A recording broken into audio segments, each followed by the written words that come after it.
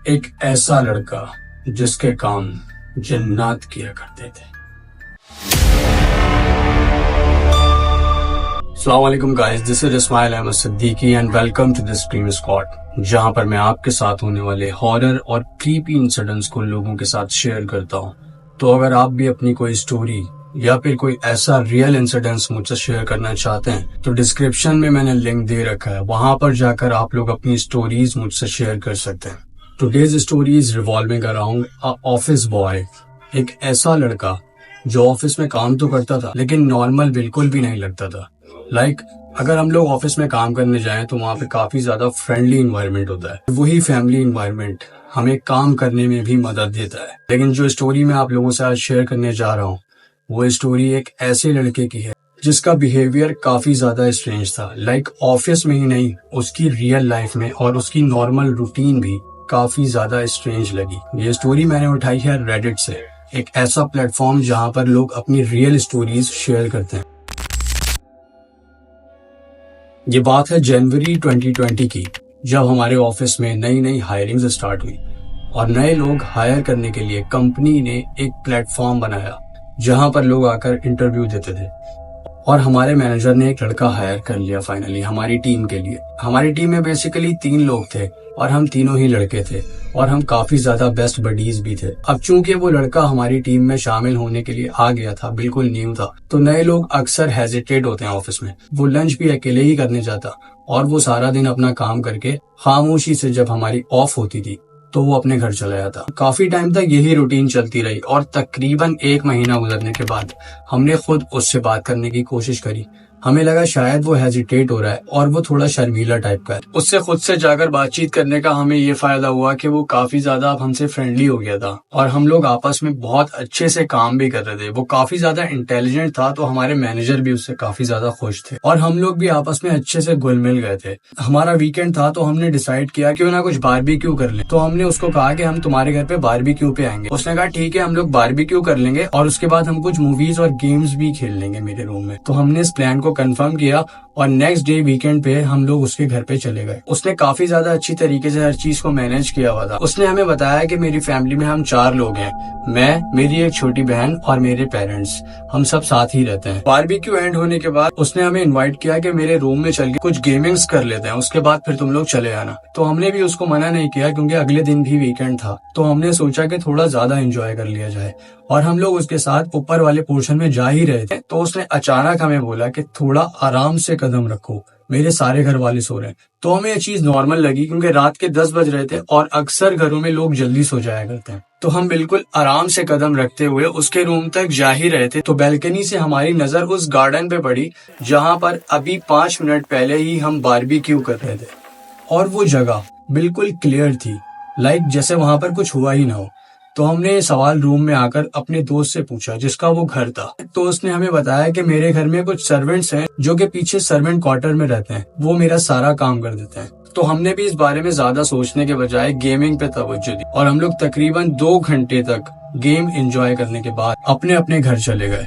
और वो वीकेंड हमारा काफी ज्यादा अच्छा गुजरा। हम चारों की बॉन्डिंग बहुत अच्छी हो चुकी थी और अब हमारा हर वीकेंड ही उसी घर पे आना जाना रहता था। हम लोग उसके साथ बहुत ज्यादा घुल मिल गए थे। लेकिन तकरीबन 2 महीने गुजरने के बाद हमने एक चीज नोट करी। वो कहता था कि जब भी मेरे रूम में आओ तो आराम आराम से स्टेयर्स चढ़ो क्योंकि मेरे घर वाले सो रहे होते हैं। और इन 2 महीनों में हमने कभी भी ना ही उसके पेरेंट्स को देखा था और ना ही उसकी छोटी बहन को, जैसा कि उसने हमें जिक्र किया था। कभी भी हमारा किसी से कोई सामना नहीं हुआ और जब भी हम जाते थे उसके पूरे ग्राउंड फ्लोर पे अंधेरा ही रहता था। इससे पहले ये चीज हमने कभी भी नोट नहीं करी। एक दिन जब उसने ऑफिस की ऑफ करी तो मैंने ये बात अपने दोनों दोस्तों से करी कि जब भी हम उसके घर पे जाते हैं वहां पर ना ही उसके पेरेंट्स दिखते हैं और ना ही वो छोटी बहन, और काफी ज्यादा अंधेरा होता है उसके घर पे, और वो फिर भी हमें कहता है कि आराम आराम से कदम रखकर मेरे कमरे तक आओ।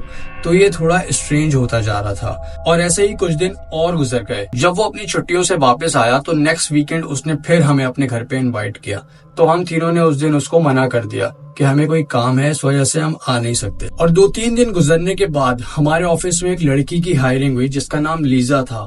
लीजा मेरे उस स्ट्रेंज फ्रेंड जिसका नाम एडवर्ड था, वो उसके साथ काफी ज्यादा घुल मिल गई और ये हम तीन दोस्त देख रहे थे कि एडवर्ड कुछ ज्यादा ही बदला बदला लग रहा है। वो काफी ज्यादा खुश रहने लगा और ऑफिस में भी वो बहुत ज्यादा एंजॉय करता। पहले की तरह वो सिर्फ काम ही नहीं करता रहता था, वो कभी बाहर चला जाता और कभी हमें वो कॉफी शॉप पे मिलता। तो हमने नोट किया कि एडवर्ड और लीजा की आपस में कुछ ज्यादा ही अच्छी बॉन्डिंग हो रही है और ये गॉसिप्स हमारे ऑफिस में काफी ज्यादा फैल चुकी थी। और कुछ ही दिन गुजरने के बाद हमें ये पता चला कि लीजा ने एडवर्ड को प्रपोज कर दिया है शादी के लिए। तो हम तीनों दोस्त पर्सनली लीजा के पास गए और उसको ये समझाने के लिए कि जिस बंदे के साथ तुम शादी करने जा रही हो वो काफी ज्यादा स्ट्रेंज है, क्योंकि वो हमारी टीम का हिस्सा थी और उससे भी हमारी बॉन्डिंग अच्छी हो चुकी थी।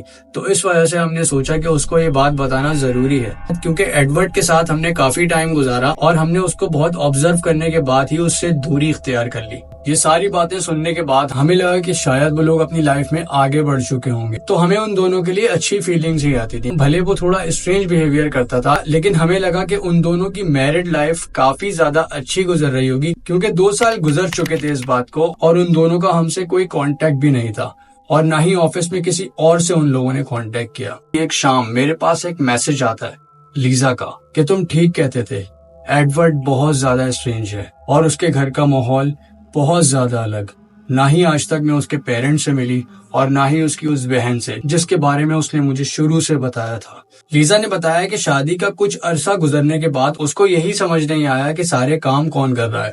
उसको जब भी किसी इवेंट पे जाना होता तो उसके कपड़े पहले से ही प्रेस होते, या फिर उसका अगर कुछ खाने का दिल कर रहा होता तो वो चीज पहले से ही किचन में बनी हुई रखी होती।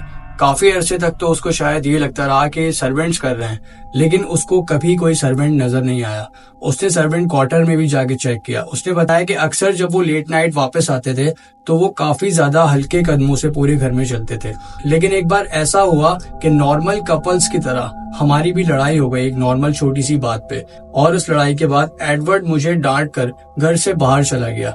मुझे लगा वो वापस आ जाएगा थोड़ी देर में, लेकिन उसी वक्त फौरन जैसे ही वो घर से बाहर गया मुझे किसी ने पीछे से बहुत जोर से मारा। मुझे बाकायदा फील हुआ कि मुझे किसी ने बहुत ज्यादा तेज हाथ मारा है और वो कोई इंसानी हाथ नहीं लग रहा था। लीजा से मेरी ये सारी बात होने के बाद मैंने फौरी तौर पे ये बात अपने दोनों दोस्तों से शेयर करी और नेक्स्ट डे ऑफिस में जब हम मिले तो हम तीनों के पास एडवर्ड का एक मैसेज आया कि कैसे हो तुम लोग। और सीरियसली जब ये मैसेज हम तीनों के पास एक साथ आया तो हम तीनों के रंग उड़ गए। हमने एक दूसरे की तरफ देखा और एक साथ एडवर्ड के उस नंबर को हमेशा के लिए ब्लॉक कर दिया। उस दिन के बाद से ना ही एडवर्ड का कोई मैसेज हमारे पास आया है और ना ही हमने एडवर्ड और लीजा से कांटेक्ट करने की कभी कोशिश करी।